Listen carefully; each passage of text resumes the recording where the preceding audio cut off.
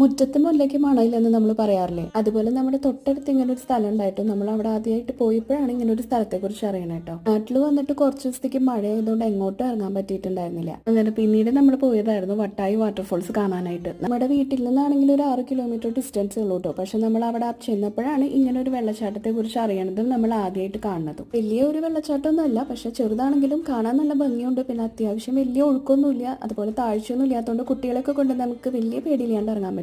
നമ്മൾ ഈ പൂമല ഡാം പോകുന്ന ആ ഒരു റൂട്ട് തന്നെയാണ് കേട്ടോ ഈ ഒരു വെള്ളച്ചാട്ടം വരുന്നത്. ഇവിടുന്ന് പിന്നെ നമ്മൾ പോയിട്ടുണ്ടായിരുന്നത് പൂമല ഡാമിലോട്ടായിരുന്നു. ഡാം പിന്നെ നമ്മൾ വരുമ്പോൾ ഇടയ്ക്കിടയ്ക്ക് വിസിറ്റ് ചെയ്യുന്ന ഒരു സ്ഥലമാണ്. മഴ ഉണ്ടായിരുന്നില്ലെങ്കിലും അത്യാവശ്യം നല്ല ചൂടുണ്ടായിരുന്നതുകൊണ്ട് തന്നെ അവിടെ കുറച്ച് നേരമൊക്കെ നിന്നിട്ട് പിന്നെ നമ്മൾ അവിടെ നിന്ന് വേഗം ഇറങ്ങി.